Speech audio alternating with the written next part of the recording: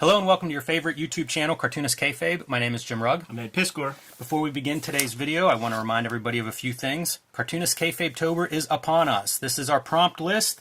We are underway, so we're a couple of prompts into this, but basically join us, pick a prompt, corresponds to the day of the month, draw it, and tag us in your social media whenever you share it. We've already seen a bunch of great drawings. We'll share some of the best, some of our favorites, and it's also a good way just to let everybody know that you are part of the Cartoonist Kayfabe creative audience.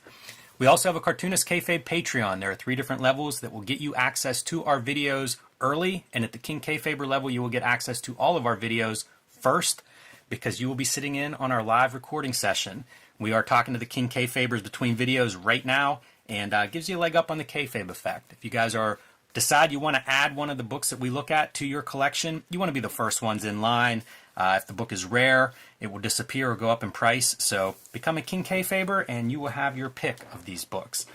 Finally, I want to remind everybody that we are a daily comic book YouTube channel. We have 1,500 videos out there to choose from, and you can search those videos on our YouTube homepage. So go look for your favorite comic book or creator there. All right, Ed, we are diving into advertising, one of my favorite topics. This is a book by Fantagraphics. They put out, I think, 2 years ago, Comics Ad Men.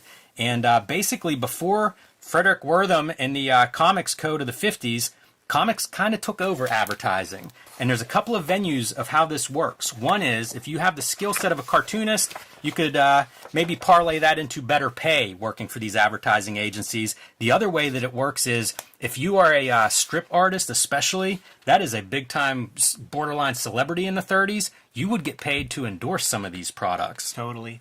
I've been appreciating Dick Brown more and more since I started the channel. This is the guy who created Hagar the Horrible, which is considered a fucking joke now. You know, nobody cared about Hagar in our lifetime. It was a Nepo Baby strip. Like his kid did it when Yes. it was our time. But Dick Brown's cartooning is unassailable, and he's a cartoonist that could do everything.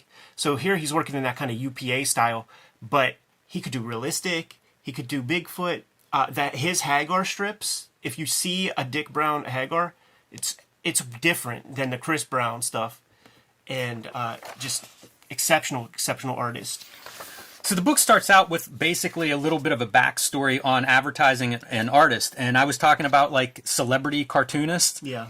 Here we have George McManus. He's not drawing an ad. He is the celebrity endorser. This is your Michael Jordan of 1953 beer advertising. And it looks like he's had a few. But it puts it into perspective as to kind of the stature of these guys. You know, you see his name right at the top of the ad. I want to put our name in the hat for Strathmore Yes. endorsement. Jimmy and I would be happy to draw those covers to the tablets. Dude, you know who this is? Martin O'Dell. Absolutely. And the reason you know that is because you went to the Pittsburgh Comic-Con enough times to visit Mr. O'Dell when he would have prints of this and the Golden Age Green Lantern for sale when he's about 80 years old, man, when we were little dudes. Yeah, pretty wild, but it makes sense. If you're a good character designer, why wouldn't it make sense for you to do character design for advertising companies? The three roll of 3 there in your design, kind of interesting. Noel Sickles, who did Scorchy Smith, and we'll see more Noel Sickles as we go through, but leaves a couple of years in doing comic strips and then goes off to an illustration and advertising career as very, very successful. So, again, this is kind of the background for this time period and what people were doing, but it really speaks to how much the versatility of comic book artists and cartoonists, how great it was. Here's how you were such an expert on your little Savage That's Dragon right. spiel right here with C.C. Beck's Captain Tootsie gimmick. How about that? Now you can see this Captain Tootsie in the almost monthly adventures of Savage Dragon, which is just really weird to think about, like this is where that character started. Isn't this beautiful, though? And doesn't it make so much sense that with this grand tradition, that would be something that lifetime student of comics Chris Ware would make note of himself without the help of this book or something, and then do those very robust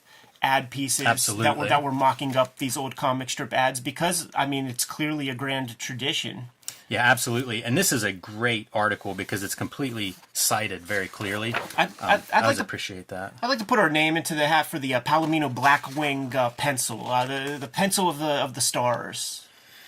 You had mentioned kind of that 1950s animation style. Yeah. You're going to see quite a bit of that. I feel like this is a piece of that. But Johnstone and Cushing is the company that, like Neil Adams famously worked there, but a lot of cartoonists came through there. That's about 35 years of like high level illustration and cartoonists. I mean, look what it is. Like that's their business is to bring the comic strip style into your ad stuff. So like as Mad Men, they weren't doing Rockwell. Right. They were doing comic book stuff. And they would do complete comic books for companies. You know how you sometimes see those companies that'll have like, history of rubber or whatever for like Goodyear. It probably came from Johnstone and Cushing. When we went comic digging with Michelle Fife in town, and we were down at Ides, I picked up a book, a Charlton magazine book called something like Emergency, something like that. And it's a Krusty Bunker production. It doesn't say Continuity Studios anywhere. All the names are the players that you recognize from Continuity. So, Neil Adams was packaging stuff before he had his own self-publishing imprint or whatever. Yeah, that makes total sense. Because that's kind of what he came out of. Yeah, the idea of like, we're just going to make a comic book for you. And probably at a better price. Not the Charlton one. Yeah. But, a lot of the advertising comics. He was at Johnstone and Cushing.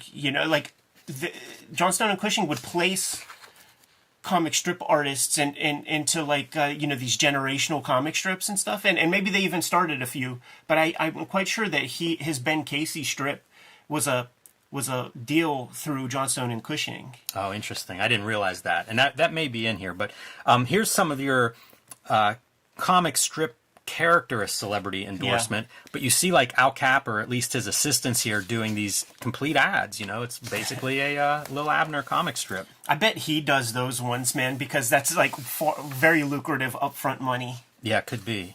It's kind of like in the Old Man Logan or whatever, when you see like Dan Panosian or Joe Quesada does that comic that shows up in the movie, right? Not stuff that comes out on a monthly basis where you get paid peanuts compared. One of the great parts of this book, now that we're past that intro stuff, is the artist will be called out in the top. So then you just get samples of what they actually did. And a lot of these artists are people Frank Robbins, of course, Johnny Hazard and Batman. Johnny Hazard went on a long time, longer than people might even realize. And he might have been writing Batman comics or drawing them while doing Johnny Hazard. This always bugs me. Like, this is too uncanny. It's a kind of is cursed imagery. Yeah, definitely. Storyboards is something that they talk about as comic book artists were really good at. And that was, again, like once you crossed over to Madison Avenue, your pay went up a lot. So a lot of these guys would work in both, if not completely abandoning especially the comic books. Comic strips are one thing, but the comic books, they just didn't pay. So if you had the skill set, you could get paid for it. Basil Wolverton. That looks like fanzine art. Yeah, it kind of does. It's funny to see Basil Wolverton do women, because that was like one of the things you needed to be able to do. His art's so far away from that. Yeah, it's so far away that he had to trace a photo, surely. Noel Sickles, I mentioned earlier, very decorated as an illustrator. You can see the illustration work here, but also doing these kinds of comics. Comics were just used more and more in advertising, so yeah, if you had that skill set, you were good to go. That looks Charlton brand lettering, huh? What's the lettering thing called? A robot? A machine? A machine. Jacob Landau, I don't know that name. Not sure exactly if it's just art that they think is close to comics or if he has some comics roots. Otto Soglo, the Little King strip, and you can see like it's the same as what he was doing in the comics. Like they're paying him to be him, but Pepsi and Zippo are paying him to be him. It's an interesting to think about. Here's your Dick Brown. Yeah, man. This video is brought to you by the books that we make. The best way to support Cartoonist Kayfabe is to buy our books. I have Street Angel, Princess of Poverty coming out in November. You need to pre-order that one now. It is part of a set with Street Angel, Deadliest Girl Alive, collecting all of my Street Angel comics. October 26th, I will be selling my self-published comics on jimrugg.com. That includes True Crime Funnies, the BW zine, and the 1986 zine. And Hulk Grand Design, my contribution to the Grand Design mythos, is sold out at the distribution level, so pick that one up if your comic shop still has a copy. Ed's Hip Hop Family Tree Omnibus will be in stores in November. I recommend that you pre-order this one. Get your name on a copy because these are going very fast. X-Men Grand Design Trilogy trade paperback will be out in November, collecting all 3 volumes of X-Men Grand Design by Ed Piskor. And Red Room, Antisocial Network, and Trigger Warnings are already out, and in January they will be joined by Crypto Killers. And now back to our video. The comic strip itself, if you choose the right characters and the right kind of ideas, it is in effect just a piece of advertising for the brand. You know, a Peanuts comic strip is reminding you of the Peanuts cartoons. It might remind you when you're hunting for a birthday card for your niece or nephew, you see a Peanuts thing. So that daily exposure, you know, ad companies, they call it impressions. It's a daily impression, so they're in effect advertising themselves every single day in a newspaper. It's the reason why when, you know, 100 years ago, little Orphan Annie gets its place in a Post-Gazette or something, it stays there forever, and you get 4 or 5 different artists over time drawing the thing, because you don't want to let that little piece of real estate go. It's nice, too, at the bottom of these, they list, like, all of your credits. Well, the credits you'd be known for, you know, to see kind of, like, where these guys are coming from. This is Hank Ketchum. You don't need to see Dennis the Menace listed to know Hank Ketchum. Right. But some of these guys, maybe their creations are a little lesser known, or they've, you know, were here in the 40s, and it's just stuff I don't know about. But it's amazing to see just how far, and again, like here you're using Dennis the Menace, but it's not all of Hank Ketchum's advertising art. Yeah. This is what you used to see, like when you'd get those books of like Higgins would put out like an annual catalog, and it'd be like all the jobs you can do if you have the skills of a cartoonist. Because like ads would feature cartoon style. Imagine an ad that looked like that now. I want to put our names. It might actually work, you know, because it'd be different. I want to put our names in the hat for Speedball Nibs. Cartoonist Kayfabe would be good endorsers for Speedball Nibs. Yeah, 102. What their promotional budget looks like these days. How about this? I go, what is this? This is Kirby Sweeper, everybody. It took me a minute to like figure this out, but this is about closing the sale. And the idea is, here's 1,001 sales, right? So different strategies. This is 2 salesmen of like what to do when you're trying to close a sale, and this is the contest. So these are like cons, basically, and how to. So you explain to this woman that you're in a close contest with this other salesman in your company, and you just got to get this next sale. The person who gets the next sale wins the month's promotion. Because I mean, it's just like literally cons. Because Jim was calling into question the Speedball ad budget, you could just hire Eddie P for that one. I feel like my rates are lower. They'd be more likely to afford me. Who's Paul Fung? Dumb Dora. See, that's one that I don't know. Yeah, that would be a Warren Bernard strip. This is another advertising company. We've been mentioning Johnstone and Cushing, but they were not the only ones that were doing advertising with comics. Like, one of the things in the beginning of this, they talk about just how prevalent this became to the point that, like, a lot of the traditional advertisers hated it, but clients would ask for it. Totally. It was at Johnstone and Cushing where Dick Brown was sharing a kind of studio with Stan Drake, who also got placed into comic strips because of Johnstone and Cushing. And it was Stan Drake who coined the term Bigfoot cartooning. Which is amazing. Yeah, and he did that in relation to Dick Brown to describe his work. This looks like exactly, like we looked at some of that mid-century modern animation, and I mean, this image might be in there. Yeah, it's like Gene Deitch. Because you figure Johnstone and Cushing weren't just doing print ads. You know, they would have been working also with video and television and animation and stuff for advertising, so you would see crossover between those two groups, probably cross-pollinating. Yeah, see, here's the Stan Drake at Johnstone and Cushing, maybe. Look at that, man. Absolutely beautiful. And, you know, Heart of Juliet Jones and Blondie being Stan Drake comics credits. Blondie. Lou Fine. So we've talked a lot about Lou Fine usually when we talk about Eisner's early studio, and he leaves comics in the mid-40s. And he was a guy that Eisner talked about could do stuff with the brush that nobody else could do, and you see some of that applied to finer illustration. And this is that Connecticut school of taking photos and inking on top of photos. So you got that delicate ink line, and you know in your mind's eye how to translate these photos into attractive pen ink illustrations, which is interesting these days because you see so many people making their comics and their pinups straight up tracing. And in this to me, it's very generic, but it's stronger artwork than the Procreate Tracer comics and stuff like that. And you can see that it is simplified. Yeah, like totally. these backgrounds. I love this car so much. And I wouldn't call that photorealistic, even though I bet that starts with a photo. This was an assignment at the Kubert School. They took a lighthouse that was on top of a heap of rock, and the idea was simplify this, put a piece of vellum over top of it, simplify this, and turn it into an icon. Yeah. And it forces you to make those decisions. Yeah, like you can see all of this stuff has some level of photo reference, but a lot of it, like rain and wind and, even like simplifying wheat. This is the piece that you have to bring into your work if you're going to be that kind of like photo tracer and take pictures of yourself on your iPad for all the poses and stuff. You have to bring this part into your work, or else it just is static, and you run the risk of just looking like all the other guys who do that shit. I did not think to look, but I wonder like where they're getting this artwork. This has to be archived somewhere to get this quality of art, because you can see these are like the raw drawings, and I'm sure those are in a school somewhere, like a Syracuse, or who knows, maybe the Billy Ireland, but somewhere out there. This is still Lou Fine, so you can kind of see like really what he could do as a traditional comic style. Oof, the company asked for a Prince Valiant type comic. Yeah, 100%.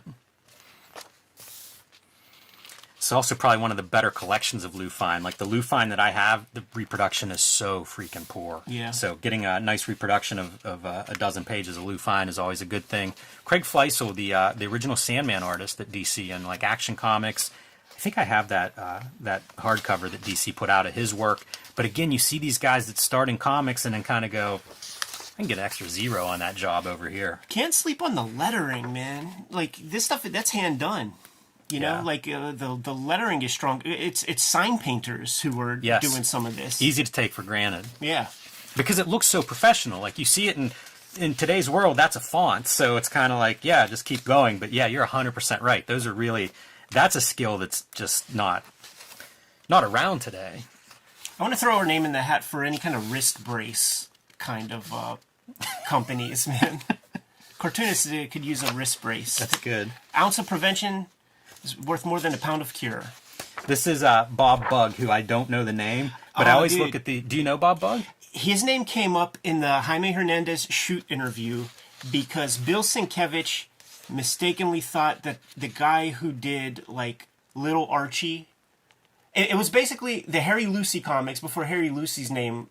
Gotcha. So not the Little Archie, but the Bob Bug was the name that first came up. Interesting. You say that, and I'm looking here, and it's very attractive cartooning. Right, and you could see the kind of animation of a and the life, Yes. things going on in the panel that could maybe make Sienkiewicz mistake this guy for Harry Lucy. Yeah, and his credits were The New Neighbors and Popular Comics. So again, talking, a lot of stuff came and went and did not necessarily leave that mark.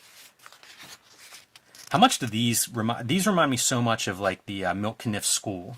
Oh, totally. Yeah, that Frank Robbins stuff. Like it's on the front cover, and like you can look at that and be like, oh, that's Kniff. But look right here, it's not. It's Alex K. Look at the drawing in the background, like that lady going through with her skirt all drawn and everything. It's really impressive. And this is a very hard thing to do too. I remember reading about Steve Jobs and the original Apple logo, where it's the no holding lines, a bunch of colors doing the rainbow Apple.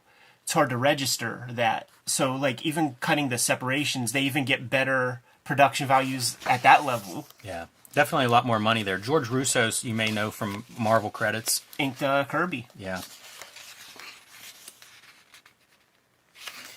I also wonder, like, where do these ads run? These are like full page ads. Yeah, they would be in magazines. They would also. This is Neil Adams now. So starts with Tom Shore, a name I'm not familiar with, but you see like a young Neil Adams then takes on, and you can kind of see how he would get into comic strips if this is the level of work that he's producing on this kind of ad, like a portfolio piece for that. In his later years, like he's taken you through Continuity Studios. There's videos you can find on YouTube, and he's showing off some of his Ben Casey stuff. And he talks about like the 3 or 4 different photos that he took to achieve this one panel. Right. Neil Adams here, Dick Ayers with Continuity Associates. Oh, stuff. So crusty bunker hands. Basically taken over because Johnstone and Cushing goes down. I think one of their partners dies. I think the other one, like the son, takes over, and it's just not the same. It doesn't last that long. So kind of a good opening for a Continuity Studios to show up. Mort Meskin, a name that you hear associated like with Kirby early on.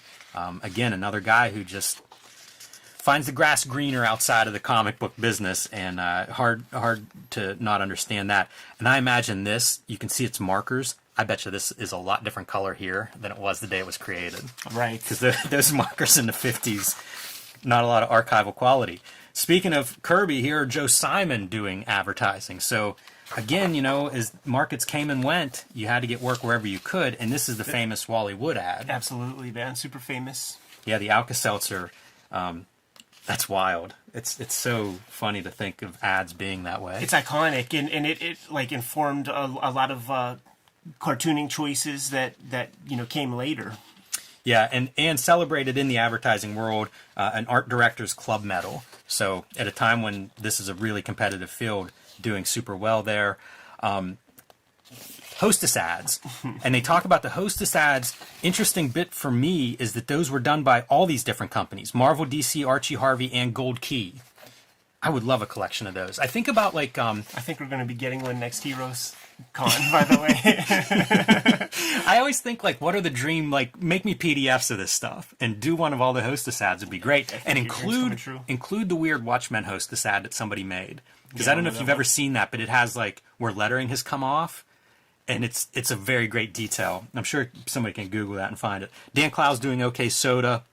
He was not the only guy. Charles Burns did some of this. Charles Burns did other stuff too, though. He did a Altoids, yeah, that used to be in comics I would buy in the early 2000s. Like you'd see that page. Proper magazines, Entertainment Weekly and stuff. Man, Jack Davis could be 10 volumes. I was gonna say you could do several books bigger than this of Jack Davis. He did this one piece that I found not too long ago. It was WNBC Howard Stern with Don Imus. Nice. Wow. It was actually a campaign. He did like maybe 5-6 different pieces. I always say, like, Jack Davis is the guy. Like, for comic book artists that are illustrators, like, he did so much work. This is Jack Davis here. It's funny because they don't even have his iconic stuff. To me, it's like, there's that one bubblegum that has, or no, like, did he do the Spalding one? He did do Spalding, yeah. Yeah. He would do one, I think Dr. J might have been in it. Right. And, slam dunking a basketball. Yeah, Spalding or Converse. I don't know. I think it was Spalding. Sounds right. It was Spalding. It was him, and it was that dude that would shoot the foul shots underhanded. Oh, Rick Barry. I can't remember his name. I know who you mean. Shaq would always shit talk him when people would be like, "Shaq should shoot this way." I'm never shooting. Well, everybody should. When you run the numbers, like everybody should throw their. There's your Lou Fine ad in color on the back here. But it's a heck of a list of contributors, and I mean, they probably could do 10 volumes of this for all the comics artists who worked in advertising. But it's a great sample of a time gone past whenever, if you don't have the comics code happen, imagine where the American comics market goes. Yeah, totally. And we do have an agent, so if anybody wants to hire the Cartoonist Kayfabe Kings as admin, we don't come cheap. That's right. Good to go? I am. Kayfabers, like, follow, subscribe to the YouTube channel. Hit the bell so that we can notify you when new videos are available. Cartoonist Kayfabe Tober is upon us, 2023. These are your drawing prompts. Make sure that you tag us, add us. Make sure that we see these pieces that you put together so that we can share those with our audience at large. Boost your numbers, get your name out, and it's always a pleasure to see what you guys come up with. We are a daily YouTube channel, and with more than 1,500 videos in our filmography at this point, some stuff might have slipped your radar, and we might have talked about your favorite comics. Give the channel a search for your favorite titles, check out those episodes, and if we did not cover your favorite comics, put something in the comments, let us know what those comics are. We can push those comics a little bit higher on our to-read piles. The videos are supported by the King Kayfabers on our Patreon. They get access to all the videos before anybody else. They're hanging out with us right now in a live stream recording session as we put together this week's worth of videos, and we are very much in appreciation for the King Kayfabers who are supporting the channel. Ultimately, though, the videos are brought to you by the books that we make. Before you is a sample of our bibliography to date, but we are working all the time.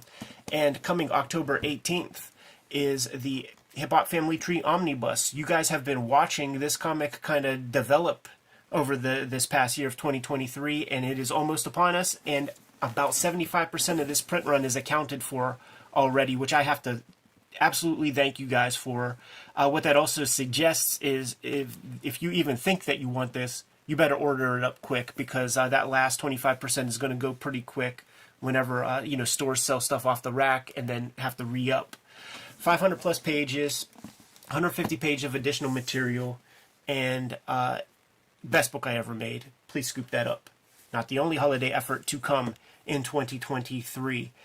In November comes the X-Men Grand Design Trilogy trade paperback. It's crazy how this one works, because it's probably off to the press right now, mere weeks before its release, so I don't have a comp copy to show off. So it's going to be smaller in scale than what you're looking at. But these big volumes, some of them are out of print, and it's going to have all of my X-Men Grand Design work in there. Please check that out, man. It's perfect jump on point for any X-Men fans or enterprising X-Men fans if you're curious about that title.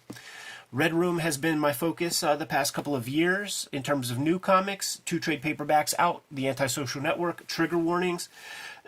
It's Halloween time, right? Read some tongue-in-cheek horror pot boilers. There's going to be a 3rd volume coming out in January. It's called Crypto Killers. And it is the best round of comics yet. Each one of these is self-contained, though. It has 4 complete self-contained stories. If you see either of these out there in the wild, give it a shot. Jimmy, tell the people what you got going on. Hulk Grand Design is my contribution to the Grand Design mythos, and it is sold out at the distribution level. So pick that up if it's sitting on your comic shop shelves right now, because these are going to become harder and harder to find. Coming out in November, Street Angel Princess of Poverty from Image Comics. You need to pre-order that one now. It collects all of the Street Angel comics that are not in Deadliest Girl Alive, also available from Image Comics. These 2 books together will comprise the complete set of all of the Street Angel comics that I have made so far.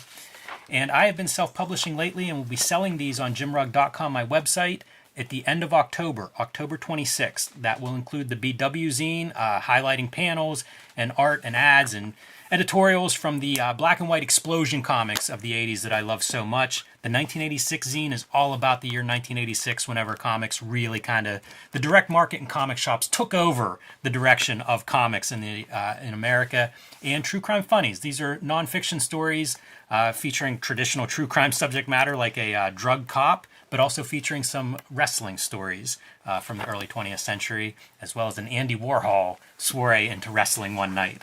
So check those out. Mark your calendar, October 26th, jimrugg.com. And if you can't wait that long, you can read a lot of this stuff on my Patreon, patreon.com/jimrugg.